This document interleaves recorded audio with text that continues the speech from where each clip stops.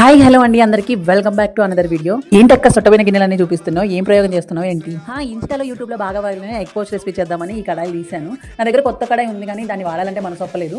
నేను బబినాలో ఉన్నప్పుడు పోస్టింగ్ ఇక్కడికి వస్తున్నప్పుడు నాకు తెలుగక్క వాళ్ళు ఇచ్చారు ఈ కడాయిని. ఇంకా నా దగ్గర ఉన్న సొట్టబోయిన కడాయితోనే ట్రై చేస్తున్నాను. 3 weeks back Insta YouTube open చేస్తే చాలు ఇదే రెసిపీ చూపిస్తారు, భలే వైరల్ అయింది కదా. మనం అన్నిటికీ లేటే ట్రెండింగ్ వచ్చి మూల కూర్చున్న తర్వాత మనం స్టార్ట్ చేస్తాము. నేను ఈ రెసిపీ చేయడం మా గ్యాస్ స్టవ్ నచ్చలేదేమో, నేను తక్కువ మంట పెడితే అది ఆటోమేటిక్ గా ఆగిపోతుంది.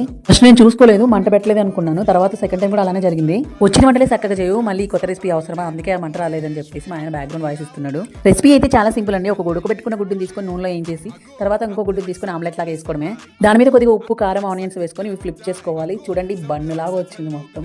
ఇంకా కట్ చేసుకొని ఆనియన్స్ కొత్తిమీర చల్లుకొని ఇంకా వేడి అలానే నోట్లో పెట్టుకున్నా, కాలింది. ట్రై చేద్దాం అనుకున్నప్పుడు 2 గుడ్లు బొక్క అవసరమా అనుకున్నా, కానీ ట్రై చేశాక చాలా బాగుంది, చాలా బాగా వచ్చింది టేస్ట్ కూడా. మా వాళ్ళందరికీ నచ్చిందంట, మళ్ళీ ట్రై చేయమన్నారు. ఈ వీడియో మీకు నచ్చిందా? నచ్చితే సబ్స్క్రైబ్ చేసుకొని సపోర్ట్ చేయండి, అలాగే లైక్ చేసి ఒక